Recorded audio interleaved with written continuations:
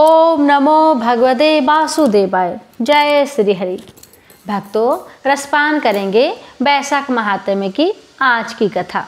मिथिलापति ने पूछा, हे ब्राह्मण, इस वैशाख मास में कौन कौन सी तिथियां पुण्यदायिनी हैं? श्री सूत देव जी बोले, सूर्य के मेष राशि पर स्थित होने पर वैशाख मास में 30 तिथियां पुण्यदायिनी मानी गई है। एकादशी में किया हुआ पुण्य कोटि गुना होता है। उसमें स्नान, दान, तपस्या, होम, देव पूजा, पुण्य कर्म एवं कथा का श्रवण किया जाए तो वह तत्काल मुक्ति देने वाला है। जो रोग आदि से ग्रस्त और दरिद्रता से पीड़ित हो, वह मनुष्य इस पुण्यमयी कथा को सुनकर कृत्य होता है। वैशाख मास में मन से सेवन करने योग्य है, क्योंकि वह समय उत्तम गुणों से युक्त है। दरिद्र, धनाढ्य, पंगु, अंधा, नपुंसक, विधवा, साधारण स्त्री, पुरुष, बालक, युवा, वृद्ध तथा रोग से पीड़ित मनुष्य ही क्यों न हो, वैशाख मास का धर्म सबके लिए अत्यंत सुख साध्य है। परम पुण्यमयी वैशाख मास में जब सूर्य मेष राशि में स्थित हो, तब पाप नाशिनी अमावस्या कोटि गाय के समान फल देने वाली होती है। राजन, जब पृथ्वी पर राजश्री स्वर्ण का शासन था, उसी समय 30वें कलयुग के अंत में सभी धर्मों का लोप हो चुका था। उसी समय आनर्त देश में धर्म वर्ण नाम से विख्यात एक ब्राह्मण थे। मुनिवर, धर्म वर्ण उस कलयुग में ही किसी समय महात्मा मुनियों के 17 याग में सम्मिलित होने के लिए पुष्कर क्षेत्र की यात्रा की।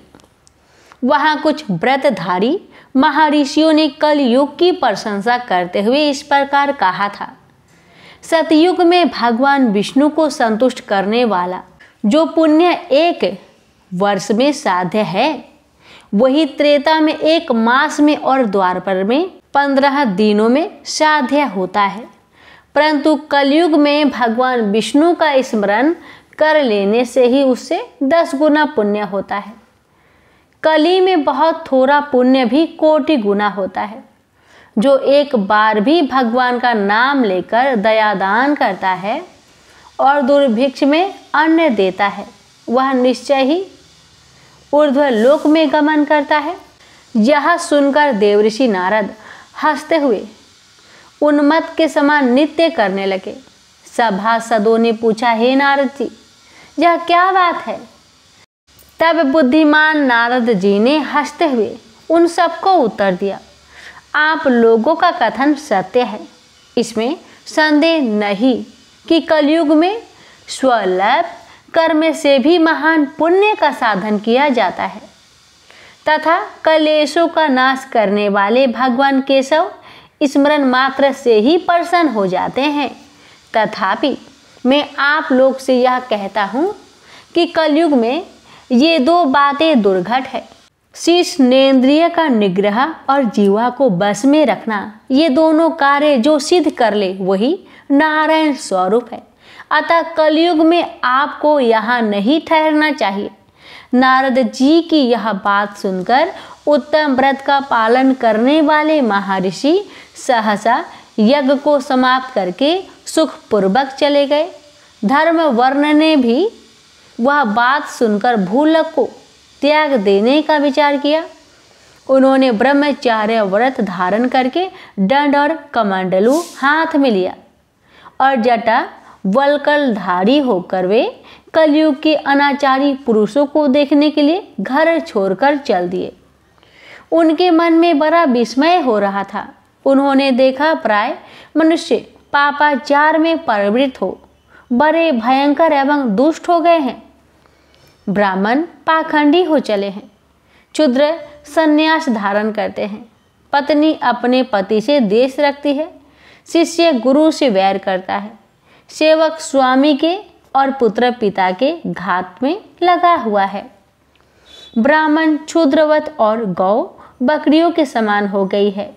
वेदों में गाथा की ही प्रधानता रह गई है। शुभ कर्म में साधारण लौकिक कृत्यों के ही समान रह गए हैं। इनके प्रति किसी की महत्व बुद्धि नहीं है। भूत प्रेत और पिशाच आदि की उपासना चल पड़ी है।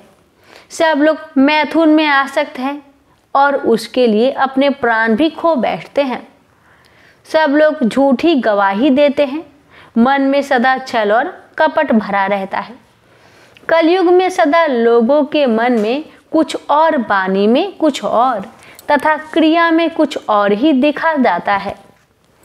सबकी विद्या किसी न किसी स्वार्थ को लेकर ही होती है और केवल राजभवन में उसका आदर होता है। संगीत आदि कलात्मक विद्याएं भी राजाओं को प्रिय है।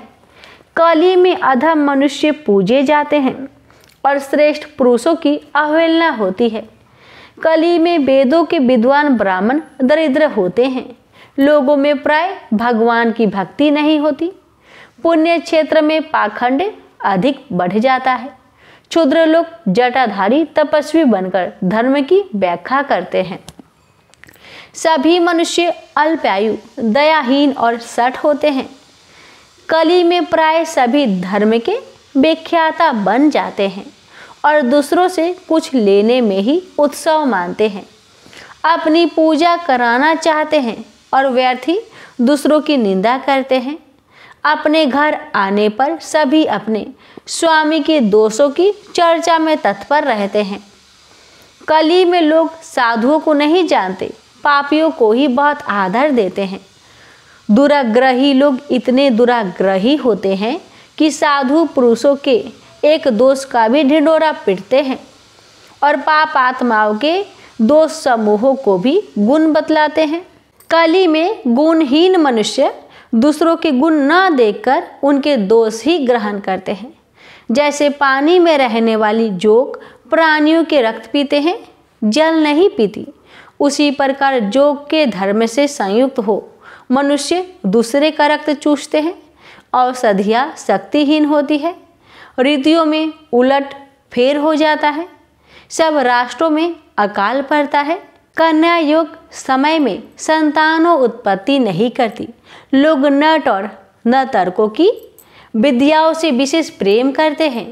जो वेद वेदांत की विद्याओं में तत्पर और अधिक गुणवान हैं, उन्हें अज्ञानी मनुष्य सेवक की दृष्टि से देखते हैं। वे सब के सब भ्रष्ट होते हैं। कली में प्राय लोग श्राद्ध कर्म का त्याग करते हैं, वैदिक कर्मों को छोड़ बैठते हैं। प्राय जिह्वा पर भगवान विष्णु के नाम कभी नहीं आते। लोग श्रृंगार रस में आनंद का अनुभव करते हैं और उसी के गीत गाते हैं। कलयुग के मनुष्य में न कभी भगवान विष्णु की सेवा देखी जाती है, न शास्त्रीय चर्चा होती है, न कहीं यज्ञ की दीक्षा है, न विचार का लेश है, न तीर्थ यात्रा है और न दान धर्म ही होते देखे जाते हैं। यह कितने आश्चर्य की बात है। उन सबको देखकर धर्म वर्ण को बड़ा भय लगा। पाप से कुल की हानि होती देख अत्यंत आश्चर्य से चकित हो वे दूसरे द्वीप में चले गए। सब द्वीपों और लोकों में विचरते हुए बुद्धिमान धर्म वर्ण किसी समय कौतूहल वश पितृलोक में गए। वहाँ उन्होंने कर्म से कष्ट पाते हुए पितरों की बड़ी भयंकर दशा में देखा। वे दौड़ते रोते गिरते पड़ते थे। उन्होंने अपने पितरों को भी नीचे अंधकूप में पड़े हुए देखा। उनको देखकर आश्चर्यचकित हो दयालु धर्मवर्ण ने पूछा, आप लोग कौन हैं? किस दुष्टर कर्म के प्रभाव से इस अंधकूप में पड़े हैं? पितरों ने कहा, हम श्री वत्स गोत्र वाले हैं। पृथ्वी पर हमारी कोई संतान नहीं रह गई है, अतः हम श्राद्ध और पिंड से वंचित हैं। इसलिए यहाँ हमें नरक का कष्ट भोगना पड़ता है। संतानहीन दुरात्माओं का अंधकूप में पतन होता है। हमारे वंश में एक ही महायशस्वी पुरुष है जो धर्म वर्ण के नाम से विख्यात है, किंतु वह विरक्त होकर अकेला घूमता फिरता है। उनके गृहस्थ धर्म को नहीं स्वीकार किया है। वह एक ही तंतु हमारे कुल में अविष्ट है। उसकी भी आयु छीन हो जाने पर हम लोग घोर अंधकूप में गिर पड़ेंगे, जहाँ से फिर निकलना कठिन होगा। इसलिए तुम पृथ्वी पर जाकर धर्म वर्ण को समझाओ। हम लोग दया के पात्र हैं। हमारे वचनों से उसको यह बताओ कि हमारी वंश रूपा ध्रुवा को काल रूपी चूहा प्रतिदिन खा रहा है। क्रमशः हमारे वंश का नाश हो गया है। एक तुम ही बचे हो। जब तुम भी मर जाओगे तब संतान परंपरा ना होने के कारण तुम्हें भी अंधकूप में गिरना पड़ेगा। इसलिए गृहस्थ धर्म को स्वीकार करके संतान की वृद्धि करो। इससे हमारी और तुम्हारी दोनों की ऊर्ध्व गति होगी। यदि एक भी पुत्र वैशाख माघ अथवा कार्तिक मास में हमारे उद्देश्य से स्नान श्राद्ध और दान करेगा तो उससे हम लोगों की ऊर्ध्व गति होगी और नरक से उद्धार हो जाएगा। यदि एक पुत्र भी भगवान विष्णु का भक्त हो जाए, एक भी एकादशी का व्रत रहने लगे, अथवा यदि एक भी भगवान विष्णु की पाप नाशक कथा श्रवण करे तो उसकी 100 बीती हुई पीढ़ियों का तथा 100 भावी पीढ़ियों का उद्धार होता है। वे पीढ़ियाँ पाप से अमृत होने पर भी नरक का दर्शन नहीं करती। दया और धर्म से रहित उन बहुत से पुत्रों के जन्म से क्या लाभ जो कुल में उत्पन्न होकर सर्वव्यापी भगवान नारायण की पूजा नहीं करते। इस प्रकार प्रिय वचनों द्वारा धर्म वर्ण को समझाकर तुम उसे विरक्तिपूर्ण ब्रह्मचार्य आश्रम से गृहस्थ आश्रम में प्रवेश करने की सलाह दो।